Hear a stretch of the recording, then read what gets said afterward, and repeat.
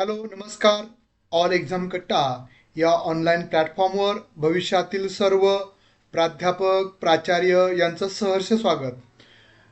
मित्रांनो, आज आपण या व्हिडिओमध्ये सर्वांना उत्सुकता असेल की आपण काय पाहणार आहोत.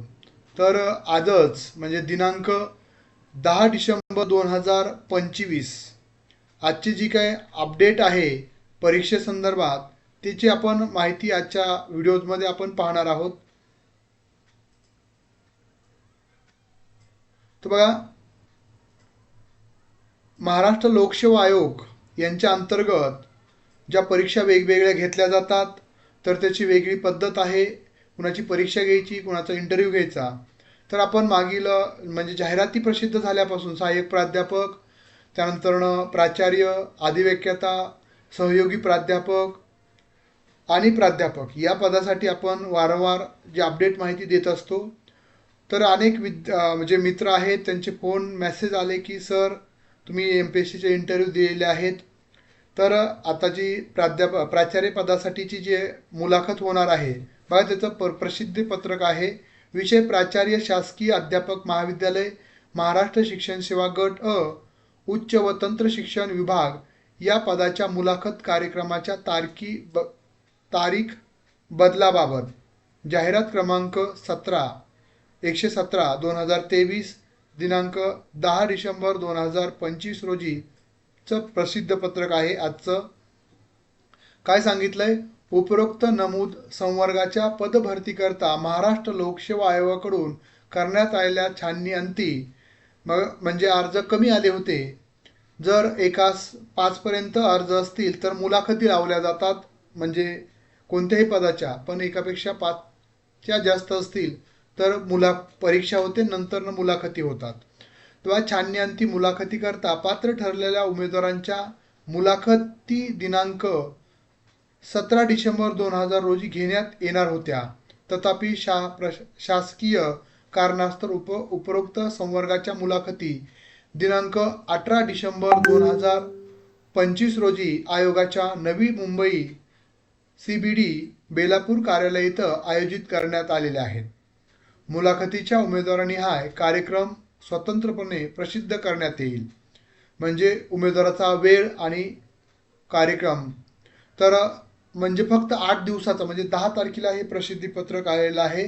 फक्त 10 म्हणजे आपण 8 दिवसाचा कालावधी फक्त मुलाखतीच्या, म्हणजे आजचा दिवस गेला, फक्त 7 दिवस तुम्हाला इंटरव्ह्यूच्या तयारीसाठी मिळणार आहेत. बघा, तर याच्यासाठी तयारी कशी करावी, काय करावी, अनेक विद्यार्थ्यांच्या अनेक म्हणजे फोन किंवा प्राध्यापक भरतीचं किंवा सहाय्यक प्राध्यापक, सहयोगी प्राध्यापक किंवा प्रोफेसर या पदासाठी कशा पद्धतीने आपण, जर तुम्ही MPSC अंतर्गत देत असाल किंवा तुम्ही महाविद्यालय स्तरावर, विद्यापीठ स्तरावर जरी मुलाखती देत असाल तर काही नियम आहेत, काही स्ट्रक्चर किंवा रचना आहे. त्याच पद्धतीनं आपल्याला प्रश्न विचारले जातात. त्या पद्धतीनं आपण देखील तयारी करणं अपेक्षित आहे. आपण जर या चॅनलला नवीन असाल तर निश्चितच चॅनलला लाईक आणि व्हिडिओ आवडल्यानंतर सबस्क्राईब करायला विसरू नका. त्याबरोबरच ऑल एक्झाम कट्टा या चॅनल माध्यमातून सेटनेट परीक्षा, MPSC सहाय्यक प्राध्यापक पदभरती, ज्यामध्ये वेगवेगळ्या विषयाचे courses, test series all exam Katta ॲपवर उपलब्ध आहेत. या ॲपची लिंक खाली डिस्क्रिप्शन बॉक्समध्ये दिलेली आहे, ती तुम्ही पाहू शकता. आता बघा, आपण म्हणजे आपल्याला तयारी करत असताना जर तुम्ही MPSCची म्हणजे प्राध्यापक भरती, प्राचार्य पदासाठी, ज्या पदासाठी तुम्ही अर्ज केलाय त्याचं जर मुलाखतीसाठी तुम्ही तयारी करणार असाल तर निश्चितच या बाबीकडे लक्ष द्या. सुरुवातीला तुमची महाराष्ट्र लोकसेवा आयोगातील प्रोफाईल जी असते तर त्याची प्रिंटआउट घ्यायचं आहे. कारण की ज्या दिवशी तुम्ही फॉर्म भरलेला आहे त्या दिवसाचं रेकॉर्ड त्या जे मुलाखत घेणारे सदस्य असतात त्यांच्याकडं असतं. त्यामुळं तुमच्या प्रोफाईलची तुम्ही जर प्रिंटआउट घेतली तर त्या प्रिंटआउटमध्ये तुम्हाला म्हणजे तुमचे छंद, तुमची आवड, तुमचं शिक्षण, कोणत्या वर्षी तुम्ही कोणती डिग्री घेतली, कोणते वेगवेगळे अवॉर्ड किंवा पारितोषिके तुम्हाला मिळाली असतील, कोणत्या कामाबद्दल मिळाले असतील, त्याची माहिती त्यामध्ये तुम्ही अपलोड केलेली असते आधी तुमच्या प्रोफाईलला.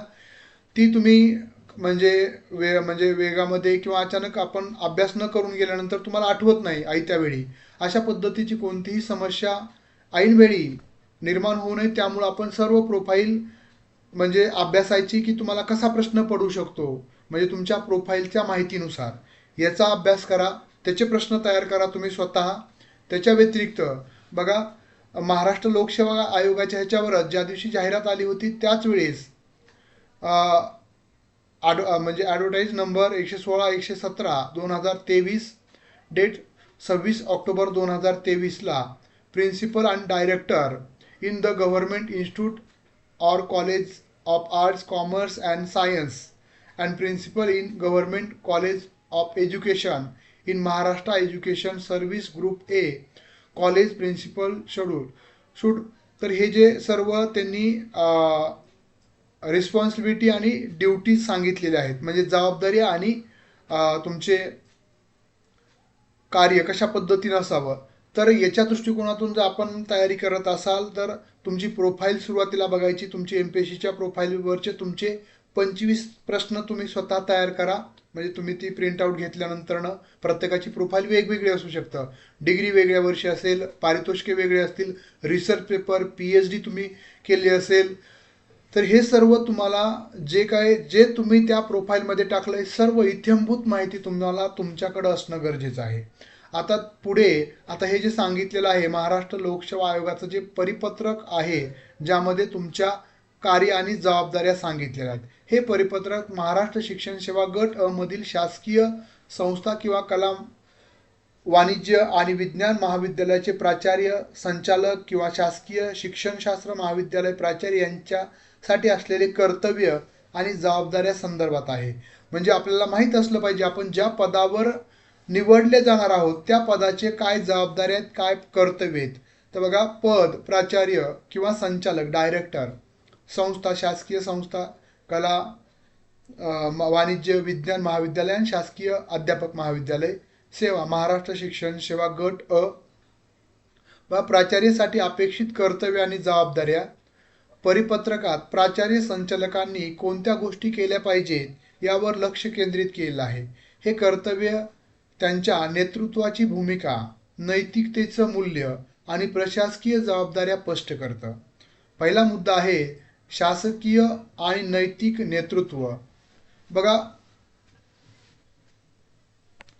ॲडमिनिस्ट्रेटिव्ह अँड इथिकल लीडरशिप यामध्ये प्रेरणा आणि मूल्य आधारित नेतृत्व म्हणजे संस्था, विद्यार्थी, शिक्षक, संशोधन आणि पर्यावरण आणि टिकाऊपणाच्या चिंतेसाठी प्रेरणादायी आणि नैतिक मूल्यावर आधारित आपलं नेतृत्व प्रदान करणं अपेक्षित असतं.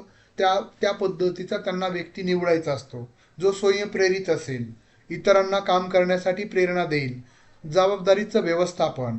आपल्या जबाबदाऱ्याचं व्यवस्थापन करताना सर्वोच्च स्तरावरील कार्यक्षमता त्याच्याकडे असेल, त्याच्याकडे पारदर्शकता असेल, निपक्षपातीपणा असेल, प्रामाणिकपणा असेल, सचोटी असेल, उच्च नैतिक मानके, पर्यावरणाची काळजी घेणं, सर्व निर्णय संस्थेच्या सर्वोत्तम हिताचे घेतले जावेत अशा पद्धतीचा अप्रोच किंवा दृष्टिकोन असावा. जसं आता बघा, आपल्याला प्रश्न विचारला जाऊ शकतो की जे नाशिकला कुंभमेळा होणार आहे त्याच्या अनुषंगाने जे झाडं वृक्षांची तोड होणार आहे, तुमचं काय मत आहे. बघा, तुम्हाला तुमच्या मतावर प्रश्न विचारले जातील, कारण की तुम्ही कशा पद्धतीनं एका अँगलनं एखाद्या घटनेकडे बघताय, तुमचा अप्रोच, तुमचा दृष्टिकोन तिथं तपासला जाणार आहे. कामाचे वातावरण आणि शिक्षण, वर्क एन्व्हायरमेंट अँड लर्निंग, सकारात्मक वातावरण, ज्या ठिकाणी तुम्ही अधिकारी म्हणून म्हणजे प्रमुख म्हणून जाणार आहात त्या ठिकाणचं वातावरण कसं ठेवताय. उत्कृष्ट कामकाजासाठी संस्कृती आणि अध्ययन वातावरण प्रदान करण्यासाठी एक सकारात्मक, कार्यक्षम आणि प्रभावी कामाचे वातावरण व्यवस्थापित करणं.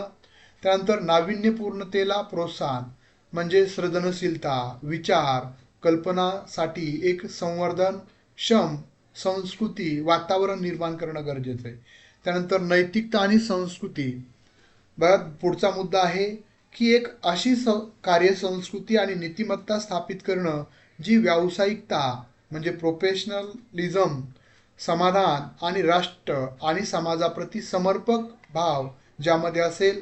समुदायाने त्यांच्याकडून अपेक्षित म्हणजे कम्युनिटी म्हणजे एकत्रित काम करणं अपेक्षित आहे. त्यानंतर वैयक्तिक आणि व्यावसायिक आचरण, पर्सनल अँड प्रोफेशनल कंडक्ट. बघा, व्यावसायिक सन्मान यांच्या व्यवसायाच्या प्रतिष्ठेनुसार त्यांच्या खाजगी व्यवहाराचे व्यवस्थापन करणं. त्यानंतर गैरवर्तन टाळणं, अध्यापन आणि संशोधन, टीचिंग अँड रिसर्च यामधील साहित्य चोरी, प्लॅगॅरिझम आणि इतर अनैतिक वर्तनापासून दूर राहणे आणि त्यास प्रोत्साहन न देणं, म्हणजे आपले जे काही आपल्या अंतर्गत काम करणारे जे प्राध्यापक असतील त्यांच्या बाबतीत. विस्तार आणि सामाजिक कार्य, एक्सटेन्शन अँड सोशल सर्व्हिस, सर्वांगीण सहभाग, ज्यामध्ये विस्तार कार्य, सह अभ्यासक्रम, अतिरिक्त अभ्यासक्रम, को करिक्युलर अँड एक्स्ट्रा को करिक्युलर क्रियाकलाप, तसेच सामुदायिक सेवा, कम्युनिटी सर्व्हिसेस यामध्ये सक्रिय सहभाग आपला असणं गरजेचं आहे.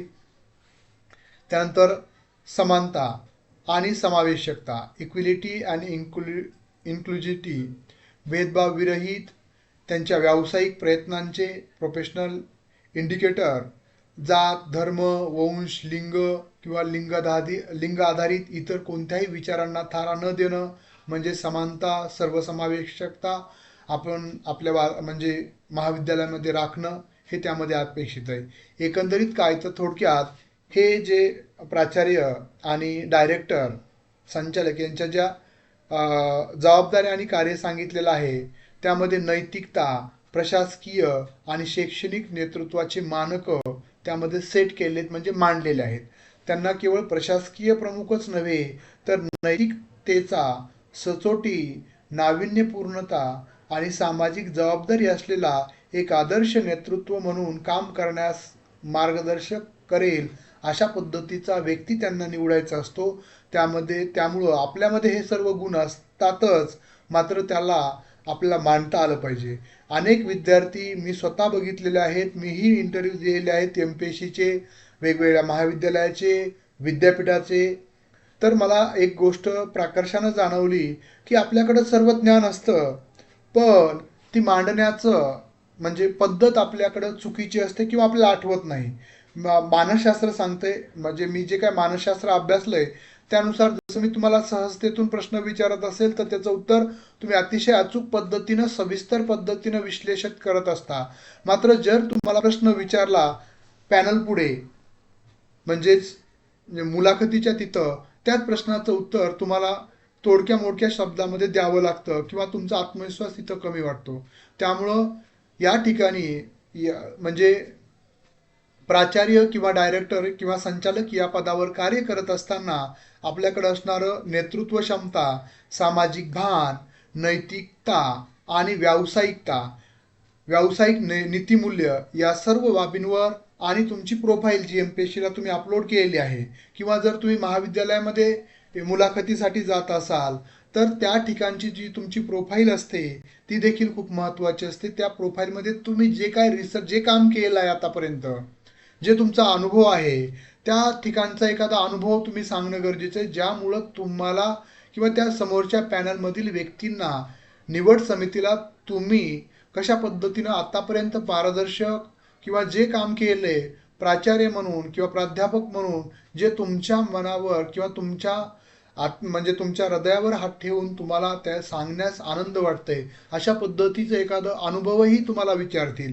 की तुम्ही असे कोणते विद्यार्थी घडवले ज्याचा तुम्हाला अभिमान आहे. म्हणजे अशा पद्धतीचे वेगवेगळे प्रश्न तुम्हाला विचारले जाऊ शकतात.